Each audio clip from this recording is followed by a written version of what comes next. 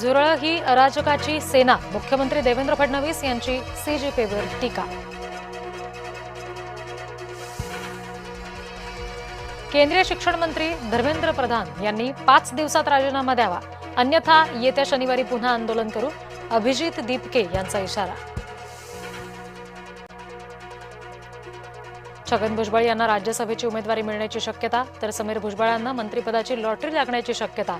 मुख्यमंत्री फडणवीसांच्या भेटीनंतर राष्ट्रवादीच्या नेत्यांची खलबत. भाजपनं तोंड उघडायला लावू नये, घोडेबाजार झाल्याचं सर्वांना माहितीये, खासदार सुप्रिया सुळे यांचा हल्लाबोल.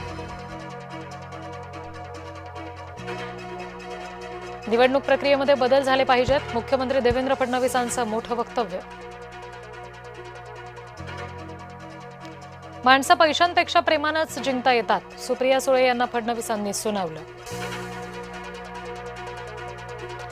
मुंबई मनपातील टेंडरवरून वादाची ठिणगी, मनमानी करणाऱ्या अधिकाऱ्यांना जागा दाखवू, मुंबई भाजप अध्यक्ष अमित साटम यांचा इशारा.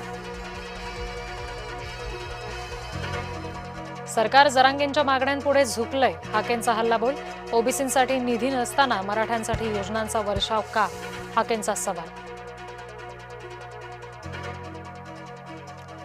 बॅलेटवर निवडणुका नाहीत तोवर बहिष्कार टाका, राज ठाकरे यांच्या भूमिकेचा संजय राऊत यांच्याकडून उल्लेख. बाळ मानेंचं स्टेटस सलग दुसऱ्या दिवशी चर्चेत, काळ हा खूप मोठा शिक्षक आहे, असं बाळ मानेंचं स्टेटस. मानेंच्या स्टेटसचा रोख नेमका कुणाकडे, याची चर्चा.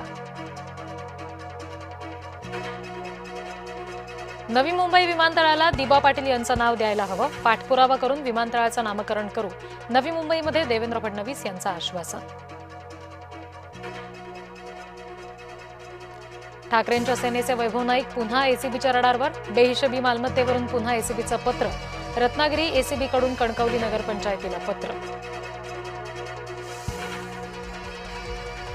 विधान परिषदेचं राजकारण वेशेला लाजवणारं, आम्ही उभे केलेले उमेदवार विकले गेले, विजय वडेट्टीवार यांचं विधान. बंडखोरीबाबत दोन्ही पक्षाच्या नेत्यांमध्ये चर्चा सुरू आहे. जळगाव नाशिकच्या बंडखोरीवर तोडगा निघेल, खासदार डॉक्टर श्रीकांत शिंदे यांनी व्यक्त केला विश्वास. श्रीकांत शिंदे यांच्या भेटीचा निरोप आल्यास भेट घेणार, श्रीकांत शिंदे यांचा निर्णय मान्य असेल, बंडखोर रेश्मा काळेंची प्रतिक्रिया. नाशिकमध्ये पाठिंबा दिल्यास आम्ही जळगावात देऊ, काळेंचं मत.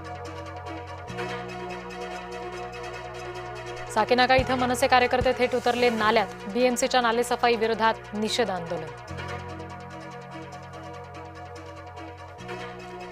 केईएम रुग्णालयातील सर्व एमआरआय मशीन बंदच, एमआरआयसाठी रुग्णांना थेट पुढच्या 2 महिन्यांची तारीख. सगळ्यात श्रीमंत महानगरपालिकेच्या रुग्णालयांची अवस्था बिकट. नाफेड एनसीसीएफ कडून थेट बाजार समित्यांमधून खरेदी, सोमवारपासून बाजार समित्यांमध्ये खरेदी प्रक्रिया सुरू होणार. कांद्याला प्रति क्विंटल 1580 रुपयांचा दर.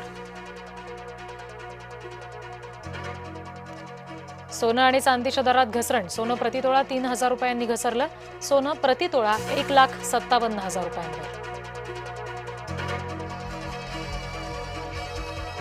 तलवारीने केक कापून दहशत माजवणं भोवलं, दर्यापूर पोलिसांकडून 6 तरुणांना अटक. विदर्भात पुढील 5 ते 7 दिवसात पावसाची शक्यता, बहुतांश जिल्ह्यामध्ये मेघगर्जनेसह हलका पाऊस पडणार, हवामान खात्याचा अंदाज.